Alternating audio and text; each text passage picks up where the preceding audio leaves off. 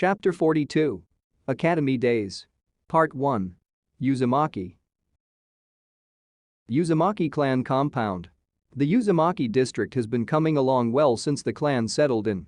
It's still not quite home, and the adjustment period is taking some time, but they're all getting there. The older Uzumaki, who actually remember the hidden whirlpool, have taken to slightly redecorating by adding familiar elements from the destroyed village. Naruto left Awaji to handle that as he knows better than most how and what to do in that regard. Meanwhile, Naruto is overseeing another addition to the district. Toward the edge of the compound is an area that's been designated as a park of sorts, a bit of greenery to add some freshness to the place. One particular part of it had a small pond built at the request of clan leader Naruto Uzumaki. It's a tranquil place that washes over you with a peaceful aura and makes your worries seemingly go away. In truth, that's because the pond is connected to Mount Myaboku and so has some natural energy seeping through it. Statues of toads from Mount Myaboku are arranged around the pond to truly cement the feeling. Karen looks over the scene, not looking as peaceful as some others. Not gonna lie, the frog statues kind of freak me out. Well, first of all, they're toads. Naruto corrects her. I don't actually care. She interjects. Second of all, they're needed to properly channel the natural energy so it doesn't overflow. Least that's what Pa said.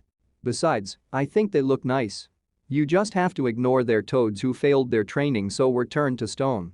He shrugs and takes a step closer to the pond. Karen stares for a few brief moments before whipping her head. What? At this point, another large statue is carried through, going right past Karen. The new information causes her to jump back in surprise. These things suddenly freak her out even more. The man carrying this new statue peeks his head from the side to look at her. This thing is easily twice his size, but Jugo manages to hold it like it's nothing, although only the top of his ginger hair can be seen when he tries to look around the petrified toad. It's nothing to get freaked out about, Karen. Jugo states in his usual calm voice. Easy for you to say, you've always been weird. Karen protests in her usual over-the-top demeanor. Another voice rings from Jugo's general direction. What a rude child. Are you truly certain about this one, Naruto? Fukasaku hops from where he was on Jugo's shoulder onto the head of the statue. Naruto chuckles. Yeah, I'm sure. The large man goes to gently place the final statue around the pond, completing the decor. All three of them take a step back to admire the layout, proud of their work. Karen, however, looks disgusted. Those are all Fukasaku size. Yes, we went over this. Keep up, girly. This is how we honor those who have tried to walk the path of the sage. Naruto rubs the back of his head. I almost turned into a statue a few times. Jugo nods. Same. Karen looks between all of them with a contorted expression. You're all weird. Fukasaku pats Jugo on the calf, that being the highest he can reach. As long as you keep meditating here, you'll be good to go. Jugo turns to him and bows deeply. Thank you, elder. If it weren't for your guidance, I don't know where I'd currently be. Your power is still something completely alien to me, but you've definitely gotten a grasp of it. If something happens, you can turn to this one. The toad motions to Naruto. He's an oddball but he's reliable, and he should have a good grasp on the sage arts. So I've come to realize. Jugo chuckles. Naruto grumbles. Did you have to put it like that? Even I know you're an oddball. Karen adds. Fukasaku claps his hands together to form a hand sign. Right, with the pond now ready and the leaf having a direct link to Mount Myaboku, I can take my leave. Karen looks at Naruto and nudges him with an elbow. Ow, what was that for? He protests. She motions to the toad with her head, waiting for him to get the hint. Nothing you want to ask the toad? It takes a moment for Naruto to collect his thoughts. Oh, right. Naruto interrupts before the elder goes. I actually wanted to ask you something else about summoning. Since the Uzumaki clan is still new and getting to its feet, would you let, like, other Uzumaki to sign the contract? Fukasaku scratches his chin. A clan-bound pact, huh? It's definitely not unheard of, but you have to realize, Naruto, we toads are a strong-willed bunch. If you deem someone fit to sign a contract with us, they can, but that doesn't mean we'll accept. They still have to prove themselves, just as you did, and Minato and Jiraiya before you. Yeah, I get that. I don't expect you to just give your power to anyone. Just that we could use all the help we can. To begin with, the Uzumaki clan isn't actually that big. Karen explains.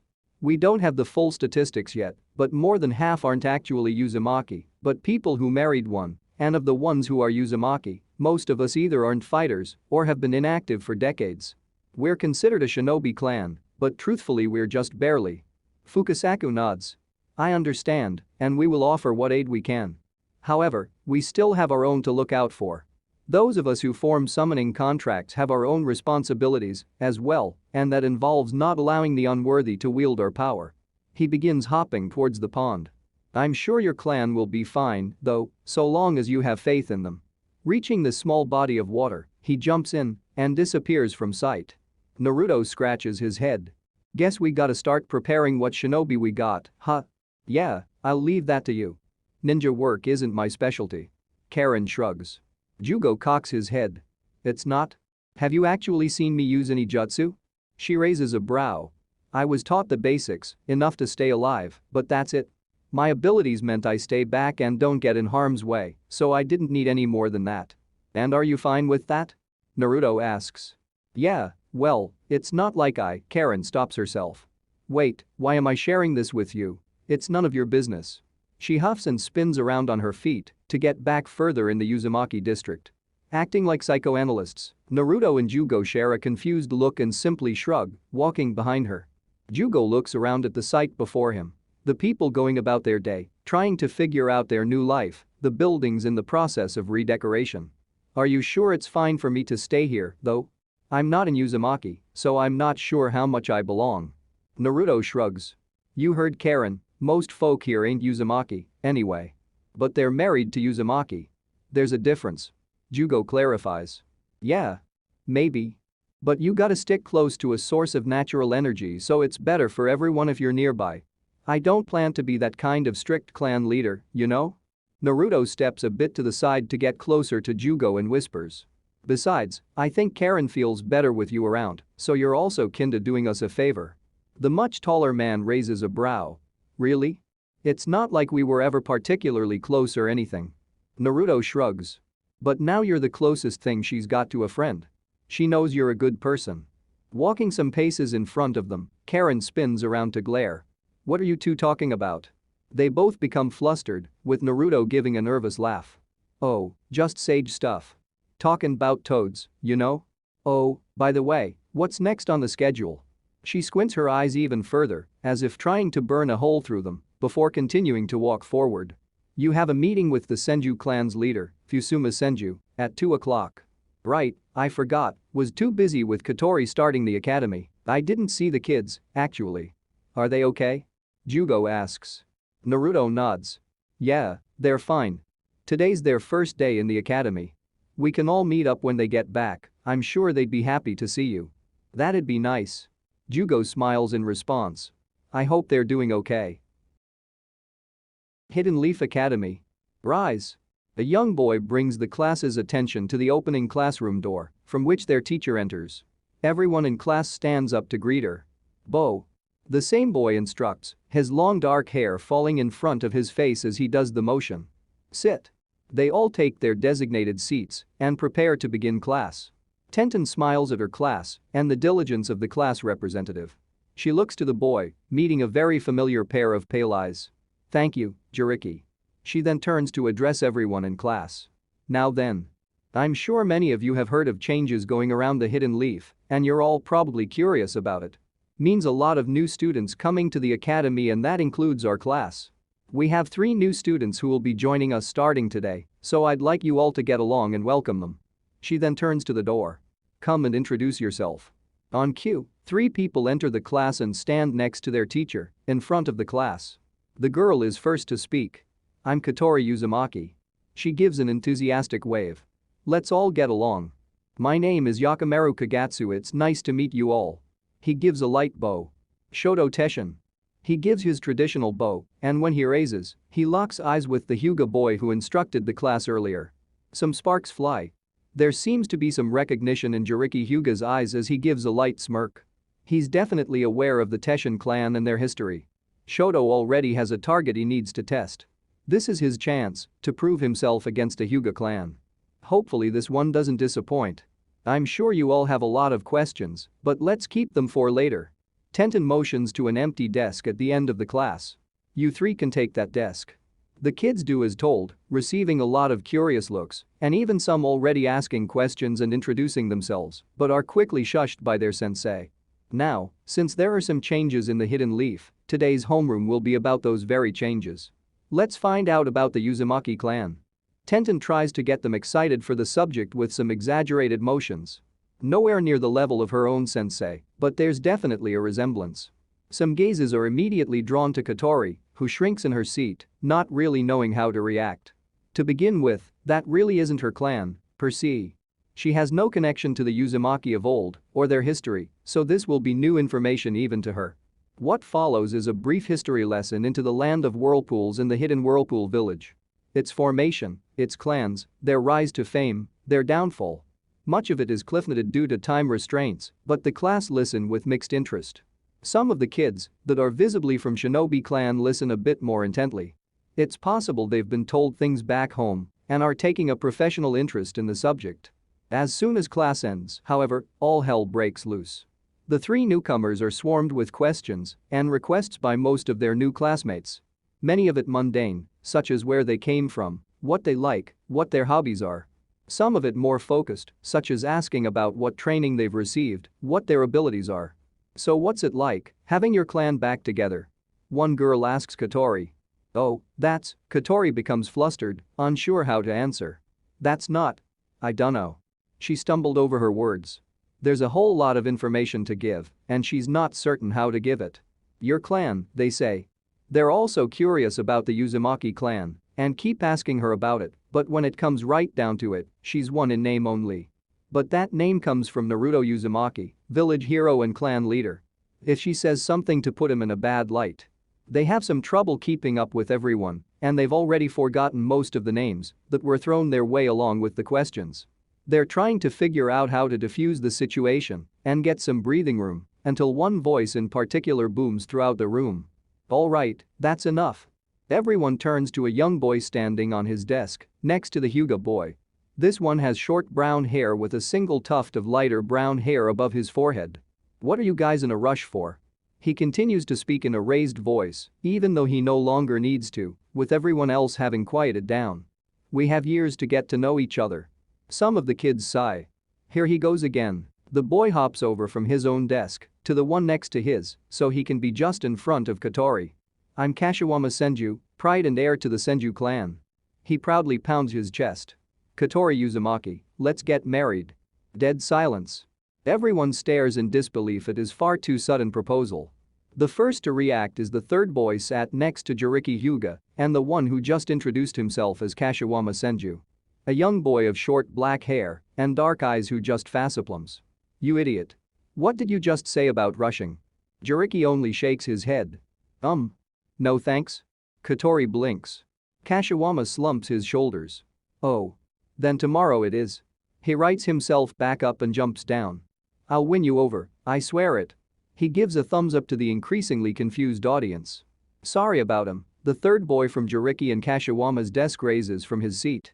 I'm Genzai Saratobi, unfortunately his best friend. Just try to endure him? He gets better. Right, Katori is still very visibly confused by the encounter.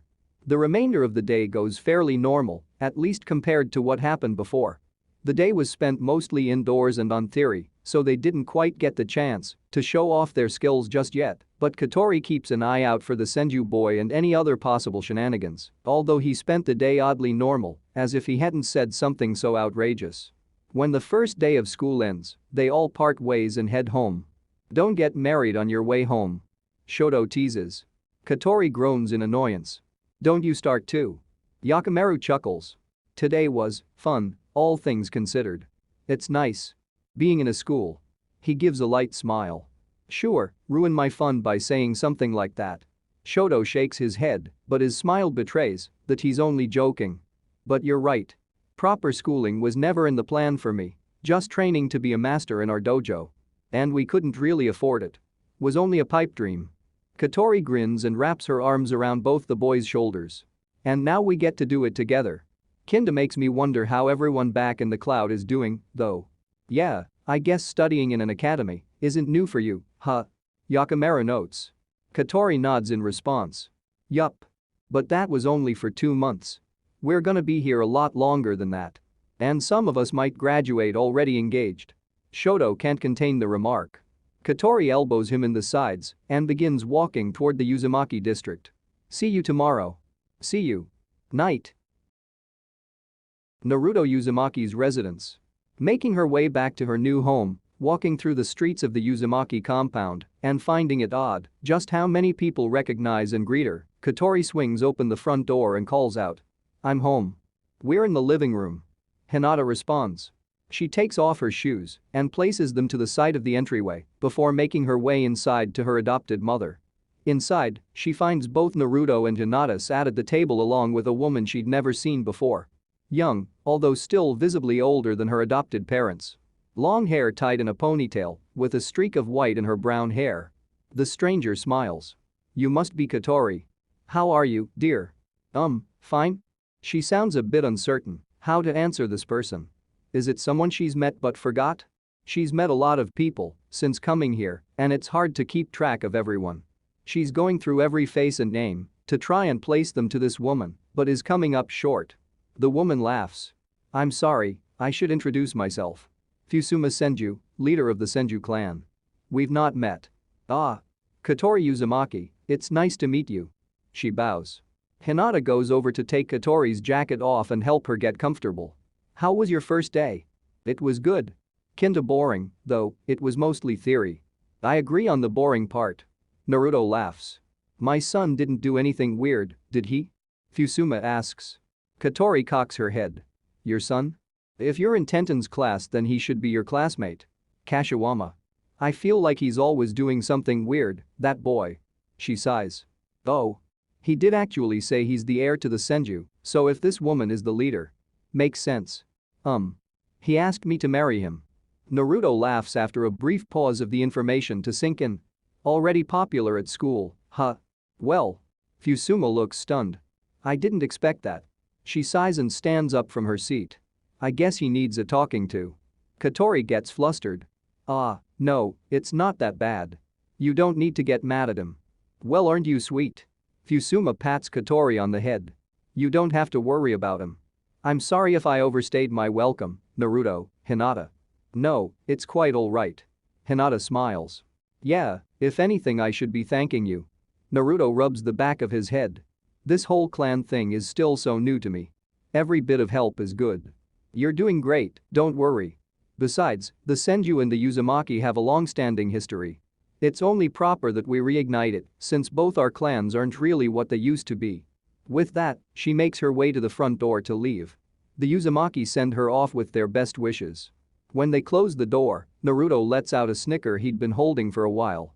So. Marriage? Should I be arranging something? Katori just playfully smacks him on the leg. Not funny. Hey, I'm the clan leader now.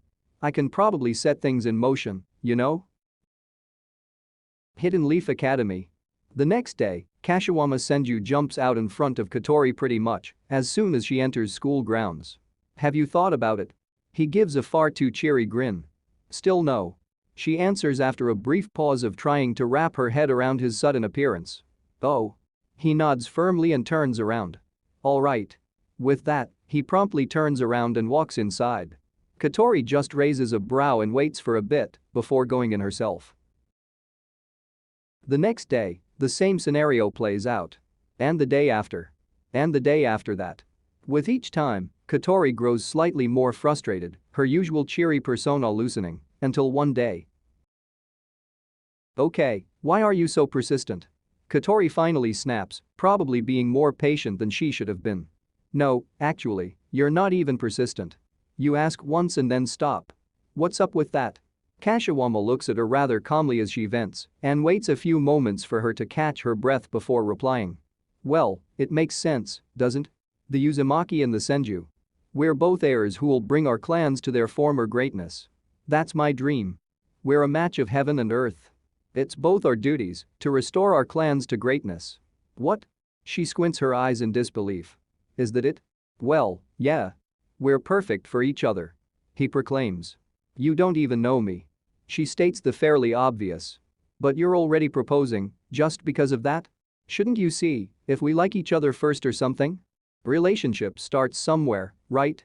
He cocks his head as if not understand where he went wrong. That's our common ground, our starting point. Then you build on that, simple as that. Sure, maybe? She lowers head and begins walking past him. But I'm not even in Uzumaki, you're wasting your dreams. She lets out in more of a whisper, but it's still more than audible. Kashiwama simply observes as Katori goes inside, not saying anything more. He waits for a bit before going in himself. The remainder of the day, Katori tries to keep up her demeanor, but at least to those who know her better, she doesn't have the usual energy she does. She's bothered by something, but she's the type to try and put on airs for the sake of others. Asking her would only push her away rather than get her to open up. At the very least, neither Yakimaru nor Shoto are the ones to do it, that much they know. After final class, Shoto and Yakimaru instead catch up with another possible lead. Kashiwama. They catch up with the young Senju, with Shoto taking the lead in confronting him.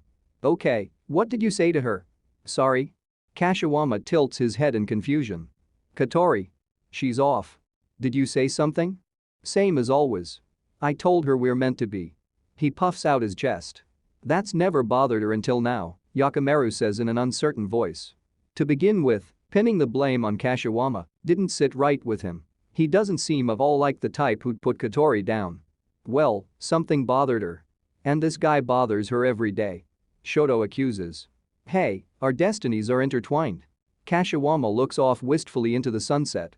She's the one I've been waiting for my whole life. We're, like, 8, dude. We've barely had a life. If she's not feeling well, then I need to check up on her. Kashiwama makes a turn in the opposite direction, where the Uzumaki clan compound is located. Shoto stands in his way. You're doing nothing. We know her better than you, and we know how to get to her. You're just sit back. Kashiwama nods sagely. You're right. You're totally right. We're not at that stage in our relationship. You don't have a relationship, Shoto's words fall on deaf ears. I'll leave it to your expertise, then. Kashiwama turns to head home. Yakimaru waits until he's out of earshot. It's like he lives in his own world, yeah. Should we tell Naruto Shisho and Hinata Shisho to check up on her? Shoto expresses concern. Not often seen in the boy. I think they'll have it covered better than us. Katori's probably going through a lot right now, even more than us. You're probably right. Just hope she's okay. It's odd not being together all the time.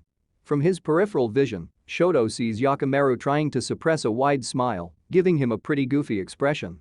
Don't even think about it. He dismisses his friend, beginning to walk away. Before parting ways, Yakimaru pats Shoto on the shoulder. See you tomorrow. Naruto Uzumaki's residence.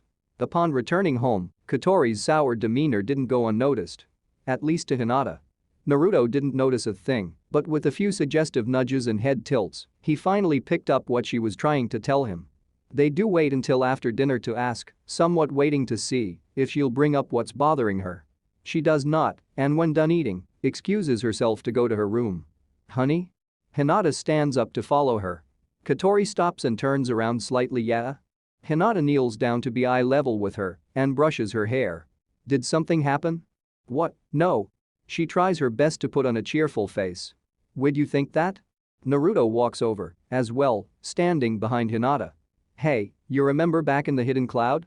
You had a lot on your plate, a lot of stuff you were thinking about. He kneels down as well. We promised to talk to each other, right? I hope you don't have to fall off a cliff this time. He chuckles. Katori grips the hem of her shirt.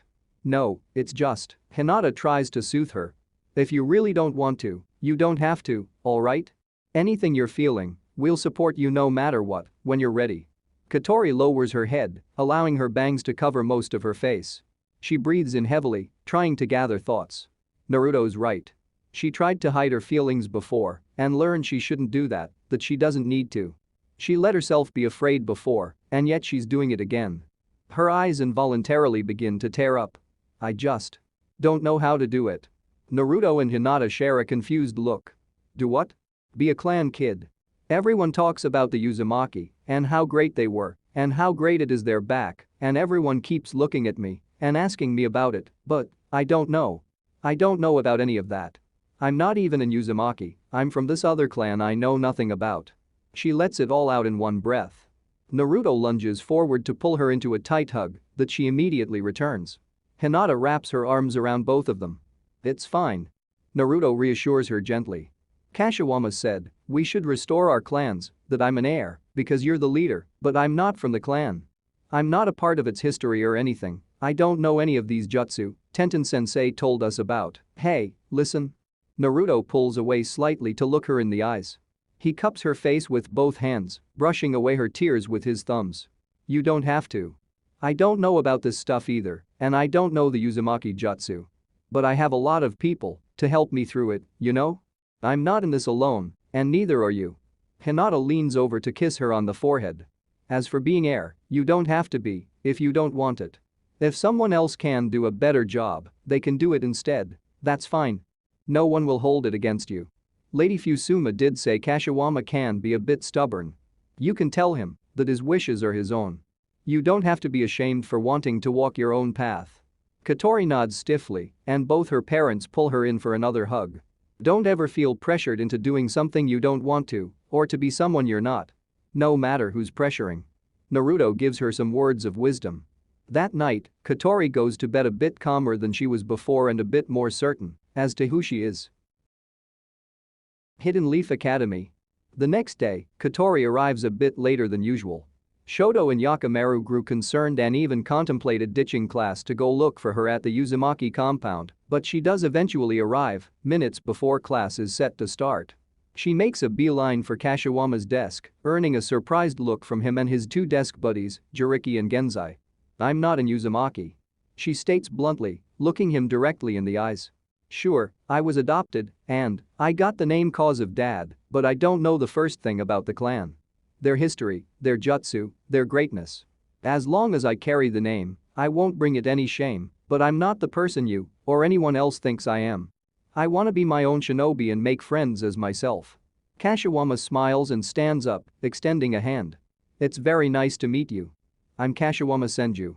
She blinks in confusion, as does everyone else in class. As before, he does and says the most random things. Although it might not be as random as it seems. Did he see before? The doubt she was feeling? That she wasn't certain about her place in the village? No, he couldn't possibly have seen through her, especially on the first day of school. There's no way. She shakes her head, deciding to just go along with his odd behavior. "Katori Uzumaki. Let's be friends." "Let's." He grins in response. "Rise." Jiriki Hyuga's voice breaks the tension, alerting everyone to the presence of Tenten-sensei. Katori goes to take her designated spot with Yakamaru and Shoto, who give her a puzzled look to which she just responds with a genuine grin. Whatever happened, seems like she's all fine now. Uzumaki clan compound. One particularly uneventful day, Naruto makes his rounds around the Uzumaki compound, meeting with people, speaking to them, making sure they're faring well and adjusting. By this point, it's been just over a week. The feeling hasn't entirely sunken in yet, and he shudders at the thought of not having people like Awaji or Karen by his side. Speaking of whom, Karen is making these rounds with him. He never asked her, but she said she wanted, so who's he to deny her that? "How's it feel to be part of a clan now?" he asks, trying to make some small talk. "It's somewhat familiar. Honestly, the work I do isn't all that different from what I had to do for Orochimaru, just," she trails off, trying to find the right words. "Without the law breaking?" He offers a possible ending to the sentence. Karen laughs. "Yeah, that's part of it. I never felt this at ease. I wasn't sure about it at first. Thought it might be some kind of trick on the Hokage's side, but even if it is, I don't think I'd mind." She smiles. Naruto walks with his fingers intertwined behind his head, orange cloak billowing behind him. "I'm glad.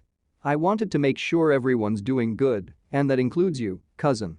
Figure a lot of people can use the peace and quiet after everything we've been through." Karen grimaces. "Still weird when you call me Kausen, though." "Boss." A voice calls out to them, a young shinobi from the clan running toward them. "You have guests. Dr. Sakura Haruno and Sasuke Uchiha?" The man clearly knows the first person well, although the second one he doesn't seem too familiar with. "Wait, seriously?" Naruto sounds and looks ready to pounce with joy, hearing of his return. Karen, on the other hand, completely freezes in place. Her eyes widen, her heartbeat intensifies. She looks like a deer in headlights, if this world had headlights.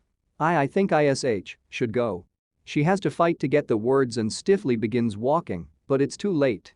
As advertised, Sakura and Sasuke arrive from behind the corner, making their way to Naruto and Karen. Sakura waves to them enthusiastically. Hey. You've become a hard man to get a hold of these days, you know? Karen does not turn to look at them. Naruto laughs. Yeah, sorry about that, looks like you're doing well for yourself. Sasuke very lightly curls his lips into a smile. On hearing his voice, Karen tenses. Sasuke and Sakura can't really see it, but Naruto can. She's trembling, her hands are shaking. Hey, what's wrong?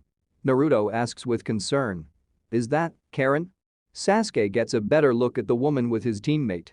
She looked similar, and he'd heard she's officially part of the Uzumaki clan, but he wasn't certain this is actually her. Sasuke begins walking over to her, not realizing what she's currently going through. I was actually to see you too. When he gets closer, he reaches over to her. Hey, Sasuke, I don't think. Before Naruto can finish, Karen whips around and smacks Sasuke's hand away. No. She shrieks and steps back with absolute terror in her eyes. Don't come near me. Her following words come out as barely a whisper. She looks at his eyes, and she only sees the twister man who thought nothing of her life. She looks at his hand and she only sees the Chidori that struck through her chest. Karen? Sakura rushes over to her, having become somewhat close to the woman while she served her sentence at the Leaf Hospital. Friends might be too strong a word, but it's still more than enough for Sakura to be concerned. Wait, Sasuke tries to explain himself, I promise I'm not. Karen steps back again and trips over her own feet, falling backward. Naruto catches her holding onto her tightly and putting himself in front of her, orange cloak whirling in front of Sasuke. Let's talk later. He flickers away, taking Karen with him.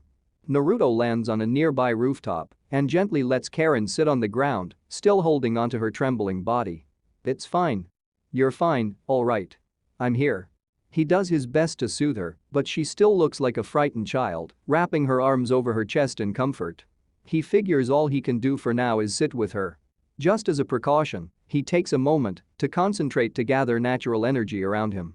He kneels down in front of her as long as she needs to gather herself. It takes a few moments, but she finally mutters. Sorry. Thanks. Two simple words, which is all she can muster right now. I should be sorry. I never knew how you felt. His voice comes out hoarse, like he hadn't drank water in a long time. Seeing someone in such a state of shock took the energy out of him. Karen shakes her head. Couldn't have. She attempts to stand up despite her legs being wobbly, but with the help of Naruto and the wall behind her, she manages. You don't have to push yourself. Just take your time, okay? I'm fine. Okay? I'm fine. I need to get away. She steps away, breaking away from him, and only now realizing they're on a roof. She begins getting ready to get herself down. Hey, I'm serious. You have a family now. Karen offers a very light smile and pats him on the chest. I know. Thanks, cousin. And she flickers away, although she's still well within his sensory range. If there's anything wrong with her, he'll sense it. Sasuke stays in place, dumbfounded at what just happened. Sakura looks just as perplexed. I never knew she felt so strongly. We've even talked about it, and yet, no, that's normal. I was a fool for thinking she wouldn't react like that. Sasuke lowers his head. Guess I have more work to do than I originally thought. I'll talk to her. I'm sure she just needs some time to cope with everything. Sakura tries to reassure him. You don't have to do anything on my behalf. He turns his head to look at her. Actually, you have every right to react like she did. I probably do, but I had more of a chance than she did to come to terms with everything. She felt strongly for you and all of that was shattered. A part of her still doesn't know what to do with all of her emotions. And what about your emotions? How do you feel after, well, everything? Sakura looks up in the direction she saw Naruto take Karen away, still unsure how exactly she can offer help. Honestly? I had to let my feelings mellow out. I realized what an obsession you were and how fruitless it all was. She turns to look him in the eyes, or rather eye, as his left one is hidden by his bangs. If I still have feelings for you, they'll have to be rekindled. I'm done chazzing. I see. Karen spends some time absent-mindedly walking through the streets. Some of the resident Uzumaki call out and greet her, but she doesn't hear them at all.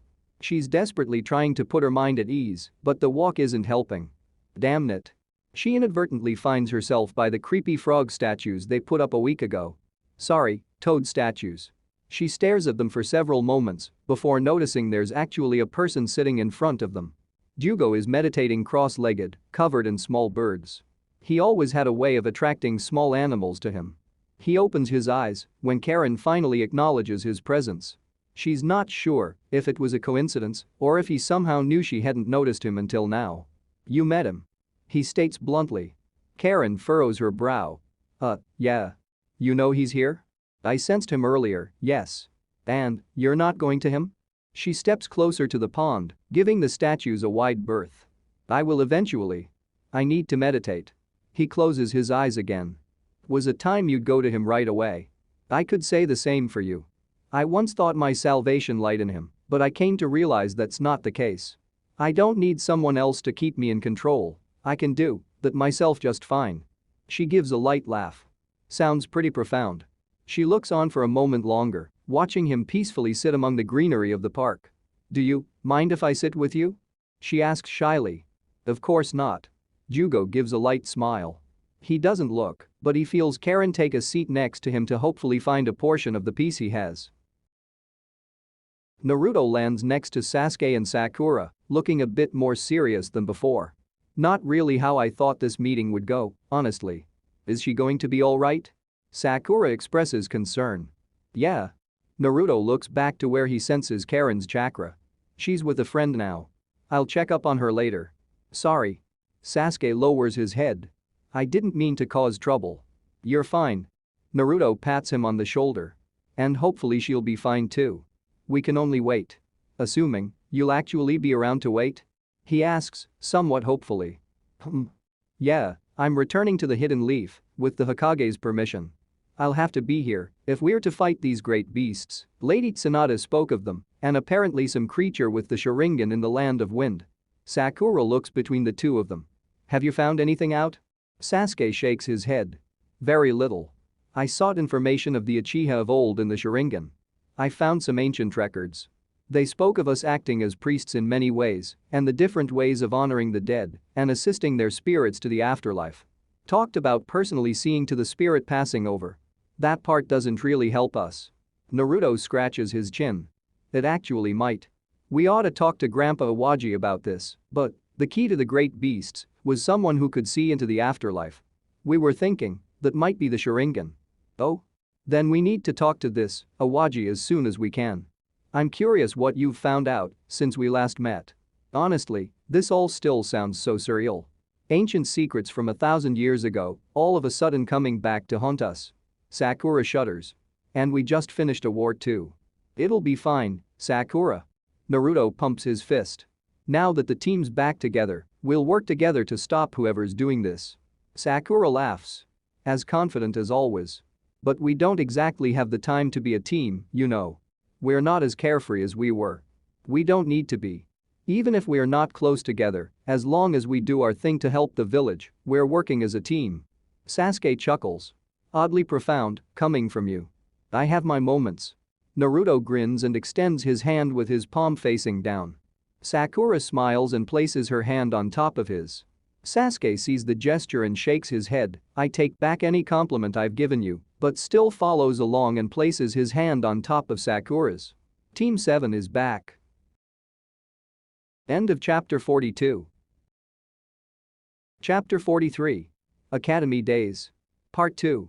Kigatsu. Yakimaru practically flies down the stairs, using his flicker to get from the top to the bottom in one swoop. Something his mom doesn't appreciate him doing inside the house, but honestly, it's too cool not to do it. And it's practical. He hears the sound of sizzling pans coming from the kitchen and an absolutely mouth-watering aroma filling the air. His stomach involuntarily grumbles and suddenly he becomes much hungrier than he was a second ago. He heads for the kitchen with an eager step. Good morning, Mo. His cheerful greeting is cut short when he sees who's cooking. Rather than the slim frame and silver hair of his mother, it's the absolute mountain of a man known as Gozu. The man turns his head and nods a greeting. Good morning. Breakfast is ready. He places the food on a plate and sets it on the table in front of Yakimaru. Probably the more surprising thing than seeing Gozu is seeing what he's wearing, a large green apron that somehow fits him. Yakimaru has seen some large people in the Leaf, mostly that Akimichi clan, but even they don't have this kind of large frame. Where's mom? The boy asks while taking a seat. Had to go to work early. Asked me to take care of breakfast. Gozu responds in his usual monotone voice. Oh, okay. Thank you. Yakimaru begins digging in and after just the first bite is surprised by the result. Apparently Gozu is a damn good cook. Wouldn't have thought of it judging by his appearance, so there's some truth to that old saying. This is really good. Yakimaru compliments him with a full mouth. Another thing his mom's repeatedly told him not to do, but it's so tasty. Gozu's lips curl up in a light smile that he tries to hide, and Yakimaru swears he saw a bit of red on his cheeks. The man takes off the apron and slings it over his shoulder. Don't be late for school. Education's important. And he begins making his way toward the door to go back to his own home, which is right next door. I won't. Yakimaru's eyes linger on the man's frame as he exits through the door. A part of his mind wanders back to memories of his dad, or whatever he still has. It's been becoming blurrier and blurrier as time passes. His face, his voice, it's kind of becoming harder to remember. He can remember his general frame, his hair, those are easy, but the rest? If only Dad was here to see we're doing better now. Yakimaru shakes those thoughts away and finishes his breakfast in a hurry and gets dressed for the day. When he sprints out the house, he spots his new family, a concert he still needs to fully wrap his head around, having a relaxing morning in the front garden. Yukimaru is tending to the flower beds by the fence, while Guren sits back in a lounging chair watching over him. Gozu also leaves his home, now dressed in the Hidden Leaf's shinobi uniform. He nods to Yakimaru as they both prepare to head off to school or work. Goodbye, you two. Yukimaru waves them off with a trowel in hand. Crystal style, crystal wall. A crystalline structure, larger than what he was able to conjure previously, juts out from the ground. Katori gracefully jumps back to avoid and begins weaving her own chakra. Come on, I've seen you do this 100 times, Yakimaru. You should know better. I've barely even started. Yakimaru taunts back, something he doesn't tend to do often, but sometimes the motivation strikes him. The rest of the class look on, impressed as always by the mythical crystal style, a jutsu lost to time that was never even taught about until very recently, and even then, not much is taught about it as the only two known casters were never taught about its history themselves. Only Shoto doesn't stare in awe as he'd seen it every day for about a year. Tenten-sensei stands watch over the spar, taking position in front of class in case any errant jutsu fly their way. Ninja art aviary, ostrich. The large flightless bird forms into being right next to Katori and springs forward. It too has increased in size compared to what she could do before. It's not a fully grown adult yet, but it's also not a young chick anymore. It's capable of doing some serious damage. Go, Katori. Kashiwama cheers from the sidelines. It runs at Yakimaru and delivers a series of powerful kicks that resonate through the air with a powerful boom, but the boy manages to move back to avoid them. Katori uses this chance to get in closer. Seeing this, Yakimaru quickly goes through his hand signs. Crystal style, crystal hexagonal shuriken. The discs form at his hand and shoot outward the ostrich, shredding it back down to a cluster of feathers. He tries to aim at Katori too, but she dodges out of the way and has already finished her next move. All right. She shouts victoriously. Get ready for my killing move. Her, what? When did she get one of those? Yakimaru ponders. Shoto cocks his head, curious as to what she's got planned that they don't know about. Ninja art aviary, Hotsun. The ruffled bird forms from feathers nearby Yakimaru and immediately jumps at him. Right away, Yakimaru can feel his breakfast coming back up. This bird reeks and it's unbearable. He tries to step back, but Katori has already flickered next to him and uses his moment of panic to pin him to the ground. The Hotsun stands right over his head. All right, Yakimaru cries out. I give up, just get this thing away from me. Katori grins, victory, and dismisses the stinky bird, also getting off her friend in the meantime. That was terrible. He whines as he gets back to his feet. Tenten steps closer, but quickly stops as the stench left by the Hotsun hits her nose. Good show, you two. Now, end the spar.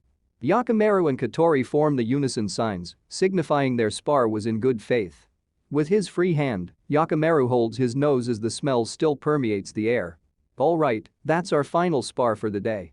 Tenten gathers the class back together, allowing Katori and Yakimaru some time to rest. Jiriki huffs and crosses his arms. So much for this crystal style, Genzai jabs his friend on the shoulder. Don't be like that, Jiriki. It's an impressive jutsu. Yeah. One of their classmates chimes in. It's probably the strongest jutsu in the leaf. The Kigatsu clan is gonna be a real powerhouse. Another girl adds. The class hounds Yakimaru and Katori, ever curious about their abilities. Are you even hearing yourselves? Jiriki calls out. Strongest jutsu? Powerhouse of a clan? Two people don't make a clan. Our clans founded this village and kept it safe through 4 wars. We've honed our skills to perfection and risen higher than ever. He scolds his classmates, growing more and more exasperated. Now an urchin and a criminal join the village and you roll on your backs to praise them? Pathetic. Yakimaru freezes in place, having gotten it a little to his head how well he'd been doing of late. In hindsight, he should have expected a reaction like this, with him being a new kid with a unique gift. Not wanting to stir any trouble, he remains silent. Katori, on the other hand, is fuming by his side, seemingly ready to go punch him. Genzai tries to get Jiriki to quiet down. Hey, that's a little. It's true, is what it is, and you know it, Saratobi. He makes it a point to emphasize the name of the clan that helped build the village into what it is, the clan that was among the first to join the village following the Senju and Uchiha. Shoto steps right in Jiriki's face, himself growing angrier. Wanna say that with a fist in your face, Yuga? Jiriki smirks. The clan of cowards defending the clan of urchins. Great. Before Shoto can answer, be it through words or fists, a bow staff swooshes between the two of them, separating them.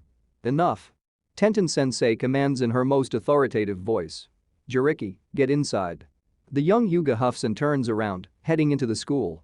Don't let him get to you, Yakimaru. Katori comforts her friend with a pat on the shoulder. I won't.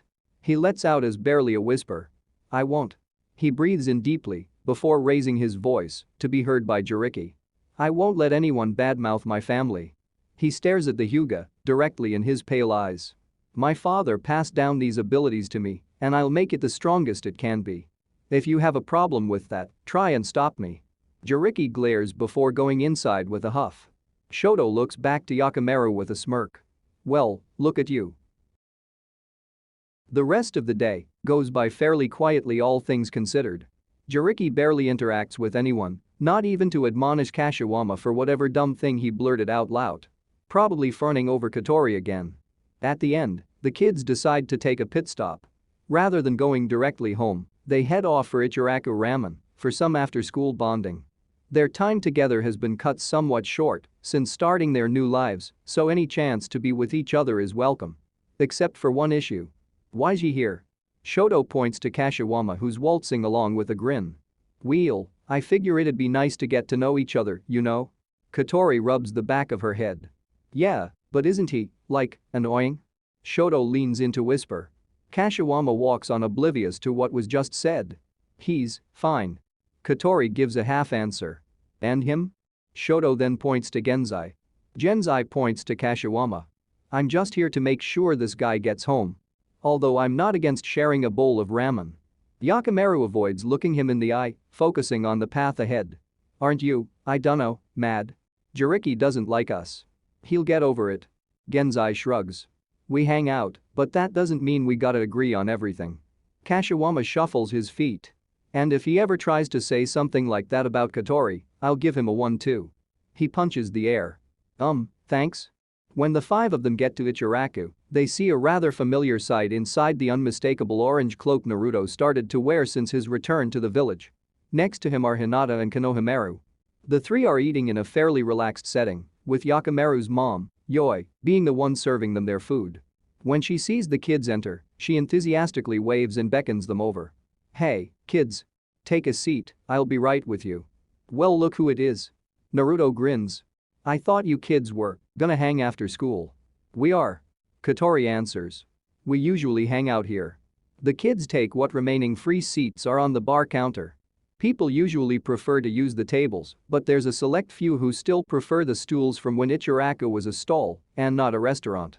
When Yakimaru takes a seat, Yoi leans over to kiss him on the forehead before continuing to work. Yakimaru hunches over, embarrassed.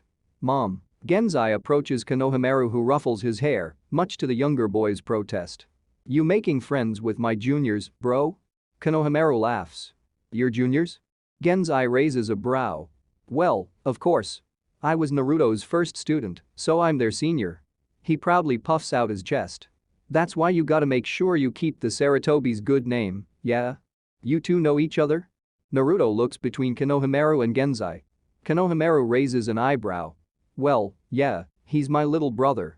Naruto blinks. You're what now? My brother. I've told you about Genzai. Konohamaru answers. Naruto grabs Konohamaru by the scarves and pulls him off the seat and away from the kids, presumably so they can't hear, but they can still hear despite the attempted whispers. What do you mean you've told me? You've never mentioned a brother. Naruto protests this shocking new information. What do you mean?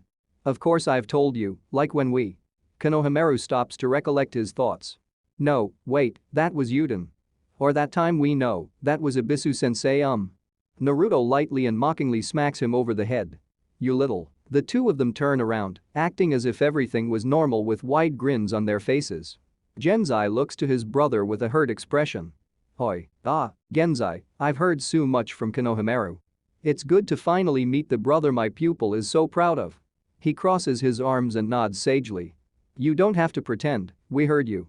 Genzai face palms. Kashiwama laughs. Isn't that great, Gen? The one and only Naruto Uzumaki knows of you. Genzai lifts his face from his palm to look to his friend with disbelief. I seriously don't know what world you live in, man. Hinata leans over to the Senju boy. And you must be Kashiwama? Your mother speaks fondly of you. The boy blushes and rubs the back of his neck in embarrassment. Yes, ma'am, that's me. It's very nice to meet you, I'm Kotori's mom, Hinata Hyuga. Oh, everyone in the village knows you and Naruto Uzumaki. Kashiwama fanboys over them. HMPF. Shoto proudly crosses his arms. Of course they are, they're the strongest there is. As everyone gets seated in their new positions, the kids order their ramen and Yoi heads to the back to prepare their servings, while Ayama remains at the counter to serve any clients to enter. Are you taking a break, sensei? Yakimaru asks both his teachers. Yes, we had some time to ourselves and wanted to get out into the city. Hinata answers. Naruto claps Konohamaru on the back. And we ran into Konohamaru here at Ichiraku when he should be training for the Chunin exams. Hey, I am training. Konohamaru protests. The Chunin exams? Yakimaru tilts his head questioningly. Yeah, I guess you haven't talked about that in school, huh? Naruto scratches his chin. If you want to rise through the ranks, you gotta prove yourself in these exams and show you got what's needed. It's a series of tasks that test you physically and mentally to assure you're prepared for the responsibilities. Hinata adds. As Genin, you're a junior and follow your superior's orders, but as a Chunin, you're the one who gives those orders. Naruto mockingly points to Konohamaru with a thumb. And this kid thinks he's ready. Hey, I am so ready, you don't even know. The younger boy crosses his arms and huffs. I'm gonna ace it so good they're gonna bump me right to Hokage. That's not how it works, bro. Genzai sighs at his brother's usual antics. He gets particular when the title of Hokage is brought up. Who's to say how things work? Kashiwama interjects. The world's changing every day. It's not the same as when my ancestors founded the village, and it'll be even more different for our descendants. At some point, the change has to begin. That's oddly philosophical coming from you. Genzai raises a brow. If we're talking Hokage, then Dad's a shoo-in, right? Kotori adds. The whole world loves him, there's no way he won't be. Of course I'll be. Naruto pounds his chest. But for now I have other responsibilities that need taking care of. Hinata chuckles. So different from before. Yeah, bro. Konohamaru nods. Sounds like you've learned to watch your next step. The group at the counter laugh and have an all-around merry time. The kids recount what they did and learned at school, showing off their knowledge, earning the praise of the three older shinobi. As Yoi's been back in the kitchen, Yakimaru takes some test papers from his pack to show off to her directly. He excuses himself and makes his way to the back of Ichiraku Ramen, where his mom cooks for the restaurant. He goes through the door to the side and to the kitchen, a path he's taken before after being given express permission from Teuchi and Ayame since his mom started working. When Yakimaru opens the kitchen door, the sight in front of him causes him to stop in his tracks. His mom is in the kitchen, standing over the cooking pot, while the head chef Teuchi has his hand on her back. He's laughing and being way too close. This has got to be one of those situations, right? The sleazebag's taking advantage of his mom and forcing himself on her. He's seen this happen way too often in the capital, and he never was able to actually do something about it, but it's different now. He trained with one of the best shinobi in the world, and he's not about to let this guy get grabby with his own mother. Just as he's about to yell out to him with enough anger for a lifetime, his mother turns to Teuchi. She's not annoyed, she's not angry. She's laughing with him. Yoi leans over to kiss Teuchi on the cheek and even steps closer to him. Yakimaru stares with horror, trying to process the scene playing out right now. His mind races over every memory he has of his dad, every word, every action he can recall. Seeing his mom this close with this random man is making it difficult. He can feel his world falling apart. Hey, who are? Yakimaru? A male voice snaps Yakimaru back. He focuses his eyes forward to Teuchi, who'd turned around to see him. Yoi had also turned around, her eyes wide with shock, not unlike how he'd been just seconds ago. Yoku? Yoi quickly pushes away from Teuchi and steps toward her son. Honey, I. Yakimaru darts off at full speed. Yoi chases after him, but there's no way she can catch up to a ninja, even if just an academy student. He bursts out the door, into the restaurant proper, and continues running at full speed, much to the confusion of everyone inside. When Yoi runs out after him a few seconds later, Naruto stands from his seat to walk after the clearly distraught woman. She stops just outside the door, looking frantically at where her son might have gone, but he's already out of sight. Yoi? Naruto walks behind her with Hinata beside him. The kids are staying back, but are also concerned with what's going with Yakimaru. Yoi turns around and pleads. Naruto, Hinata, please, I need to find Yoku. I'm sorry I have to keep relying on you, I'm just. Hinata walks to her and places her hands on the woman's shoulders. It's all right. What happened? Hesitant, Yoi takes them to the side to explain away from prying ears. On a rooftop not too far away from Ichiraku Ramen, Yakimaru sits atop a water container, curled up and hugging his knees. With his head buried in his legs, he looks down at his hands, absent-mindedly fiddling with a small crystal he'd made with his crystal style. This jutsu is really the only thing he has to remember his dad by. They never were blessed much in terms of the material, so this is the only memento he has. If he struggles real hard, he might be able to look at the reflection and see his dad, but that memory's slowly been fading away. Every day, he has to struggle more and more to remember how he looked. He doesn't stay alone for too long before he hears two sets of footfalls land beside him. He looks up just in time to see the orange markings fade around Naruto's eyes and the veins disappear around Hinata's. In hindsight, he probably should have expected that hiding wouldn't work. He buries his head in his knees again. Naruto sits down in front of him while Hinata sits down next to him. Hinata tries to comfort him by caressing his hair. Your mom told us what happened. No response. It's fine to be upset. I know this kind of change can be daunting, but you two are a team. You have to go through it together. Yakimaru shakes his head. I don't want it to change. It was fine how it was. Naruto scoots a bit closer. Hey, man, you know change can be a good thing. You've gone through a lot of it these past years, right? I just don't want some stranger replacing Dad. We don't need anyone else. That doesn't have to change. And have you told your mother that? Did you talk it over with her? Hinata asks as she continues to comfort the boy. He shakes his head. The most important thing is making your feelings heard. Speak with her openly and allow her to do the same. You both love each other. I know you can come to see how the other feels. You said you were going to become stronger for your mother, correct? Yeah. He lets out a meek response. I just don't know how to do it. You can start by saying what you said to us, that you fear for your father's memory. The rest will come out on its own. Naruto sits opposite Hinata, now both of them sitting to Yakimaru's sides. I know this probably isn't something you want to hear, but hear me out, anyway, okay? I promise there's a point to it. Naruto's words cause Yakimaru to look up to him, still resting his head on his knees. Teuchi was kind to me when almost no one else was. He's one of the best people I know. You know that power from the 9 tails that I use? Well, people were afraid of one person having that much power, so they were afraid of me and didn't like me at all. They didn't? Yakimaru finally straightens. But people love you, sensei. Yeah, They do now. But back then? Naruto shakes his head. Teuchi, though, he didn't care about any of that. He let me eat his ramen and never once made me feel unwelcome. I didn't find out till later, but apparently he lost a lot of business cause of that. People didn't want to eat in the same place as me, but it never crossed his mind to kick me out just to save his shop. I guess what I'm trying to say is, Teuchi's a good man with a big heart. He might be more understanding than you think. I didn't know you were that close with him. He's a good friend. He can be yours too, if you let him. But it's all up to you if you wanna. If you don't, then make it clear. Make your voice heard, alright? Naruto lightly fistbumps him on the chest. Yakamaru gives a slow nod, trying to process the conversation. Hinata stands up and offers him a helping hand. Let's get you home, alright? Outside of their homes, Yoi paces back and forth while Gurren watches on. He'll be fine, Yoi. Gurren tries to comfort her aunt, which isn't really a specialty of hers. I should have been upfront with him. I should have told him instead of letting him find out like this. Yoi distresses. You wanted to make sure it was actually serious before dumping it on him. That's a good thing.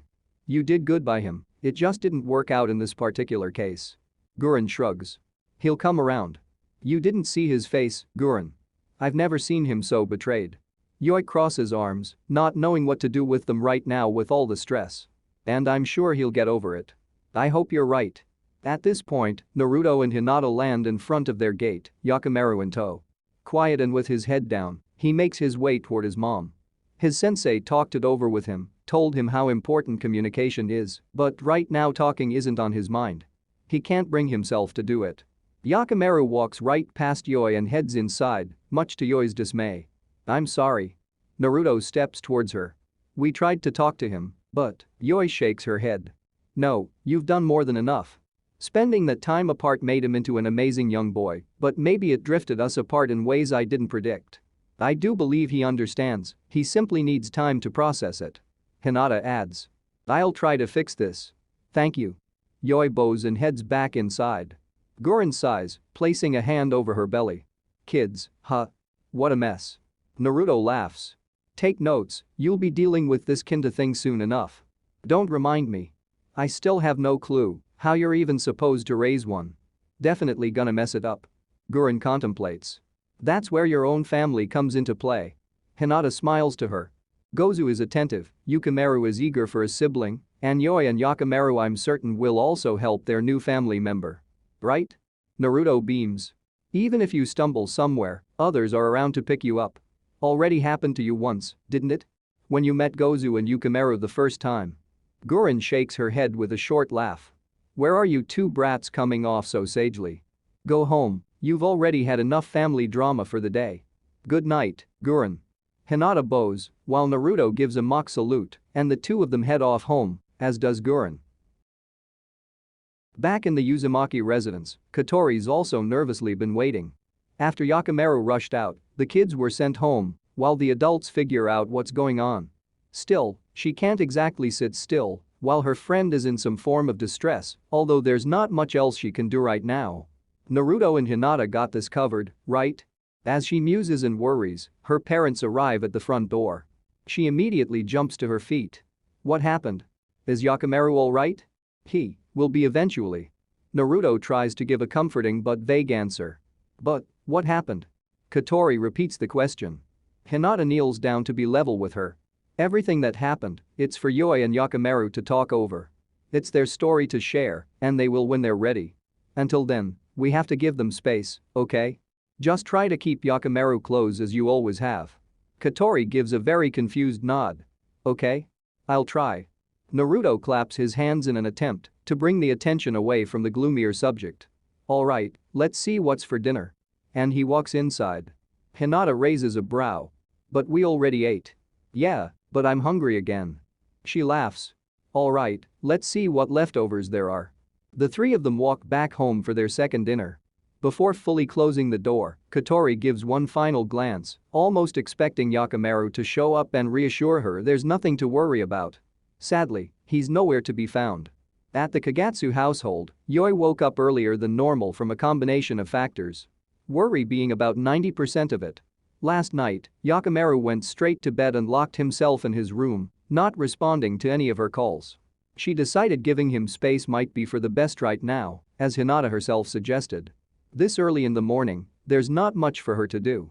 Normally she'd keep herself occupied with some kind of housework, but she already went through that. Now all she can do is pace around the house, around the yard, anywhere her feet can take her, and hope that Yakimaru will be in the mood to talk. "Good morning, Auntie." A boyish voice snaps her from her nervous pacing. She whips her head to the house next door, where Yukimaru is tending to the flower beds. "Oh, good morning." She tries to put on a brave smile, not wanting to pass her worry on to the boy. "I'm sorry, I didn't see you." "That's all right, I just got out." He lifts his watering can to show her. "Have to keep the plants nice and fresh." "You've a very diligent boy, Yukimaru." She smiles, a bit more genuinely, at him. "Is Yakimaru all right?" he asks cautiously. Guren said he's not feeling well right now, but he must be better if he left out the window. "He's going through something. I really hope he can." Yoi stops mid-sentence. "What did you say about a window?" Yukimaru points to the side of the house. "I saw him jump out the window while I was getting dressed." Yoi immediately dashes to the side to check, only to confirm what Yukimaru said. The window's open, the curtains are pulled back, and there's clearly no one there. She darts back into the house and onto the second floor, leaving behind a very confused Yukimaru. She tries to open the door, but it's still locked. She darts back outside and gets right at the fence, as close as he can get to the neighboring house without passing through. "Did you see where he went?" Yukimaru steps back like a frightened bunny. No. Is this bad? Did something bad happen?" Yoi snaps out of it when she sees her plan to not worry him failed miserably. No, Yuki, I'm sorry. It's all right." He calms down and steps forward again. He looked upset. "Is there something I can do? We only just got together as a family, I want to help if I can." "Thank you, sweetie." She opens her arms to invite him into a hug, which he accepts, and the two embrace over the fence that separates their homes. "You don't have to worry about a thing." She looks over once again at the open window, her nerves getting the better of her once again. "Not a thing." At the academy, the class has gathered and are only waiting for the bell to ring to signal the start of the school day. Everyone is present, save for one. The seat next to Katori and Shoto remains empty. The two fidget in their seats, still not entirely sure what happened yesterday.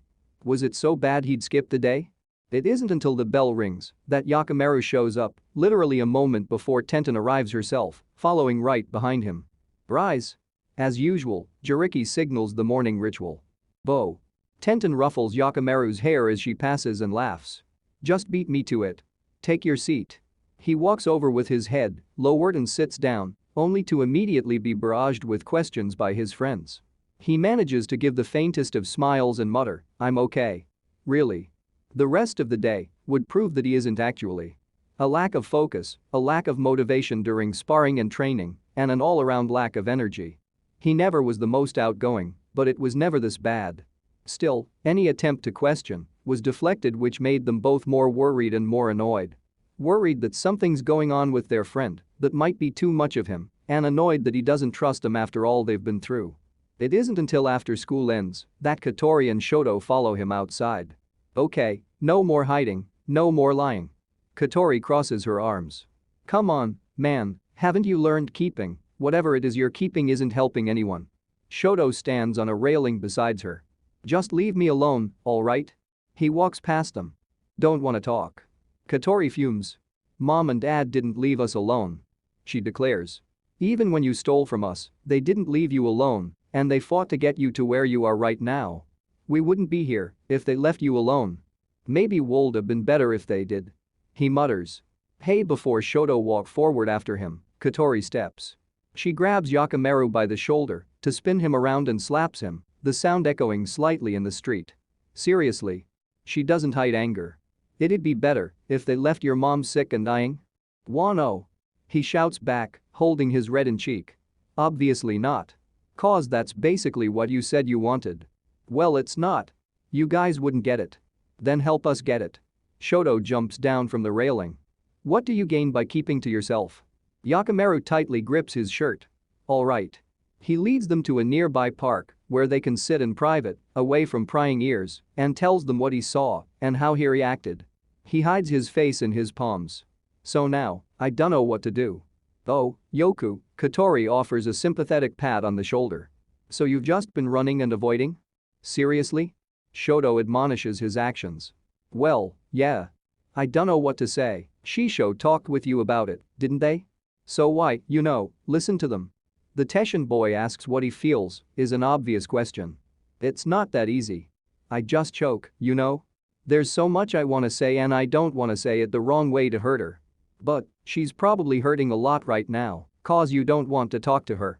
Katori says in a calmer, more soothing voice. Yakimaru grumbles. Yeah. You're right. Do you want us to stick around with you? Shoto asks out of genuine concern and wanting to do what's right by his friend. After a brief pause, Yakimaru answers. I think I need some time alone for this. Katori and Shoto nods in understanding. Katori brings him into a tight hug, while Shoto offers a more distant fist bump on the chest. They both slowly make their way back home, while Yakimaru stays alone. Meanwhile, during the day, things weren't all that better at Ichiraku Ramen. Deciding to put her faith in her son, Yoi went to work as normal, trusting that Yakimaru will vent and work through things on his own until he's ready to talk. If he's not home by evening, she'll have to ask for help once again. The entire time, she's a bit distant from Teuchi and Ayama, acting entirely professionally both behind the counter and in the kitchen. Ayama, unlike Yakimaru, knew of the budding romance but kept it between themselves until it was decided to be put out in the open. She respected their wishes and had more time to get used to everything. She's worried about what's to come for a number of her own reasons. While continuing to work the counter and serving orders, she does overhear a brief part of a conversation happening in the back where Yoi and Teuchi are talking as they prepare the meals. Yoi keeps her distance from Teuchi and meekly says, I think it'd be best to take a break. Until Yakimaru feels better about this. It hasn't been that long since his father died, she swallows deeply. I want to do right by him. I have to.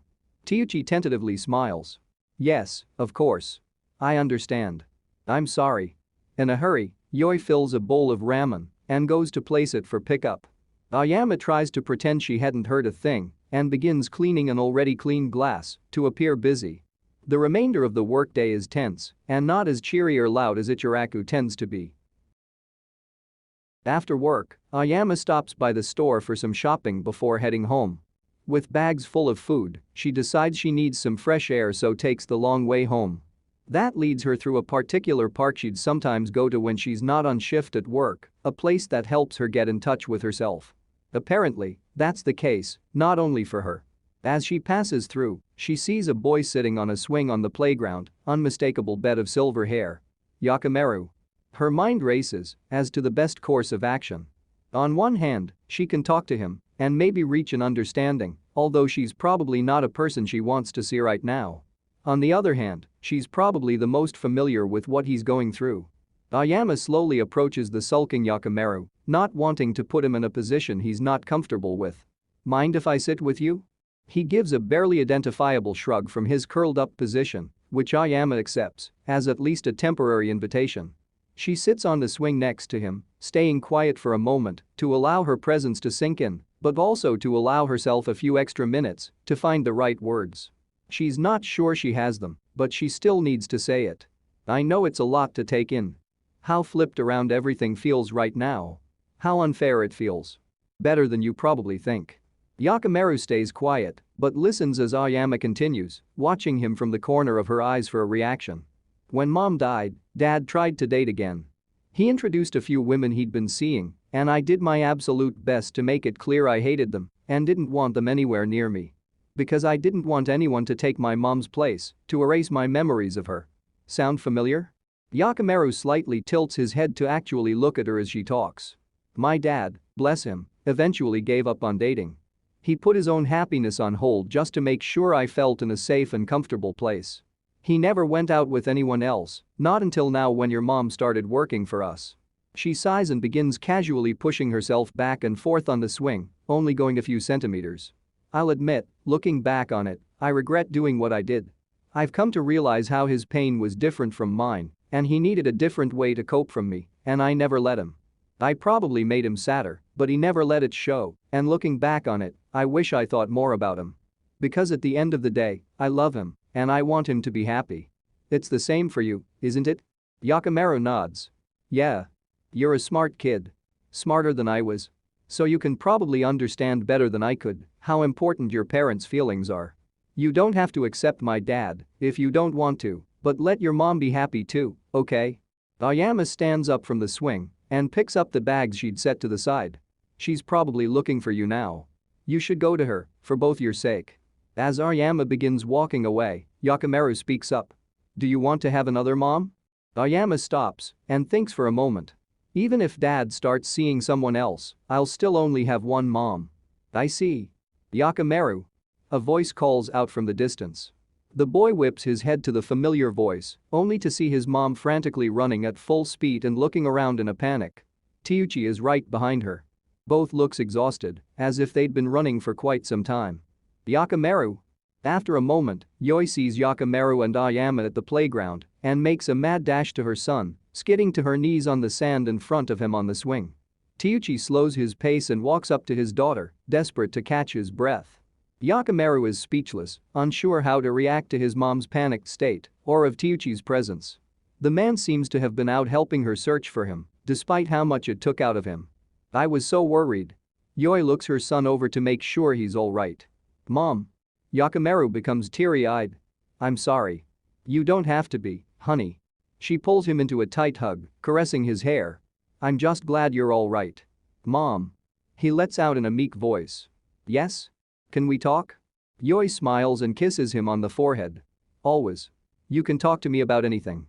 She stands up, taking him by the hands as he hops off the swing. He holds onto her hand, as if his life depended on it. Teuchi. She addresses the man. Thank you for being here. About earlier today. He raises a hand to stop her. You don't have to say a word. Your son needs you. As a parent, there's only one thing to do. Yoi bows. Thank you. And thank you, Ayama, for being with him. Of course. The young woman smiles. He's a good kid. As Yoi turns to go home with her son, Yakimaru breaks away from her to go to Ayama. Without a word, he gives a very sudden and very brief hug, wrapping his arms around her waist. Thanks. With just that, he runs back to his mom's side. That night, he and his mom would have an in-depth conversation and fully open to each other about how they feel, and they'd become much closer for it. End of chapter 43.